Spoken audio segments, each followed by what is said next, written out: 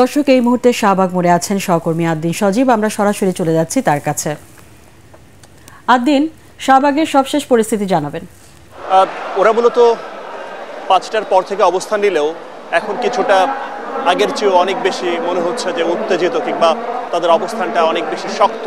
এ কারণে মনে হচ্ছে যে যতদূর তথ্য পেয়েছি তারা একটা বিষয় দাবি করছে বারবার যে কোটা সংস্কার বিরোধী যে আন্দোলন, সেই আন্দোলনের কারণে কুমিল্লায় বেশ কয়েকজন পুলিশি বাধায় আহত হয়েছেন এবং সে কারণে তারা এখানে তাদের কণ্ঠ আরও জোরালো করেছে এবং তাদের অবস্থান আরও মজবুত মনে হচ্ছে।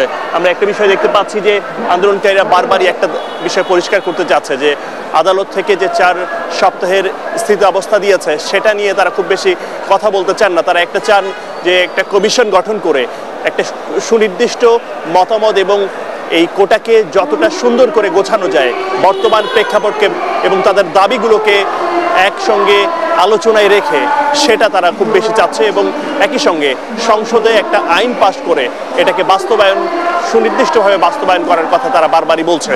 এখন ধীরে ধীরে যে বিষয়টা আমরা দেখতে পাচ্ছি যে ঢাকা শহরের বিভিন্ন বিশ্ববিদ্যালয় এবং কলেজগুলোর স্টুডেন্টরা, ছাত্রছাত্রীরা যারা কোটা সংস্কার আন্দোলনের সঙ্গে জড়িত কিংবা অন্যান্য দিনে তারা বিভিন্ন স্পটে অবস্থান নিয়ে আন্দোলন করেছিল, তারা আজকে বেশিরভাগই অন্য স্পটগুলো ছেড়ে অনেকেই এই শাহবাগমুখী হচ্ছে এবং শাহবাগে এই স্থানটাতে আমরা দেখতে পাচ্ছি যে প্রায় ইন্টারকন্টিনেন্টালের এই পাশটা থেকে শুরু করে ওইদিকে কাঁটাবন, এদিকে মৎস্য ভবন, এই রাজভাস্কর্যের সব পর্যায়ে আন্দোলনকারীরা ছড়িয়ে ছিটিয়ে আছে, দল বেঁধে আছে।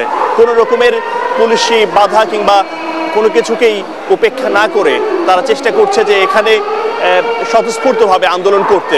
কোনো অবস্থাতেই তারা বলছেন যে তারা তাদের এই অবস্থান থেকে সরে যাবেন না। তাদের এক দফা এক দাবি যেন কোটা নট কাম ব্যাক, এটা তারা বারবারই বলছে এবং এখন আমরা গান শুনতে পাচ্ছি, আরও নানাভাবে তারা স্লোগান দিচ্ছে।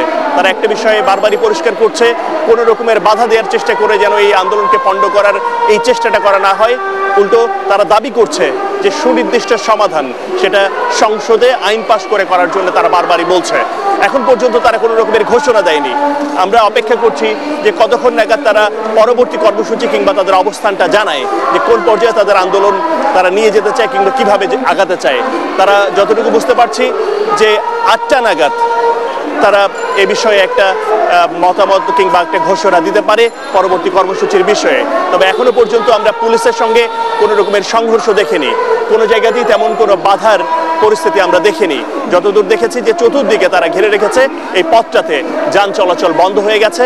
অবস্থাটা এমন যে আপনি এপাশ দিয়ে অর্থাৎ শাহবাগের মোড় হয়ে যে পথগুলোতে যেতে চাবেন সে সবগুলো রাস্তা বেশিরভাগই বন্ধ এবং একরকম অচল অবস্থা তৈরি হয়েছে। যদিও আমরা সারাদিন একটা বিষয় লক্ষ্য করেছি যে আজকে পার্সোনাল গাড়ি কিংবা এই ধরনের গাড়ি নিয়ে এই পথগুলোতে চলাচল করতে কিছুটা কম দেখেছি, যদিও ওয়ার্কিং ডে, কর্মদিবস, তারপরেও আমরা সেই ব্যস্ততা মানুষকে গাড়ি নিয়ে বের হতে দেখিনি। বেশিরভাগই আমাদের মনে হচ্ছে যে মেট্রো দিয়ে যাতায়াত করছে, এ কারণে হয়তো কিছুটা ভোগান্তি তাদের মেট্রো রেলের কারণে কমে গেছে। আপাতত এখানকার পরিস্থিতি এমনই, নতুন করে ঘোষণা আসলে জানাবো নিশ্চয়ই। ধন্যবাদ সজীব আপনাকে।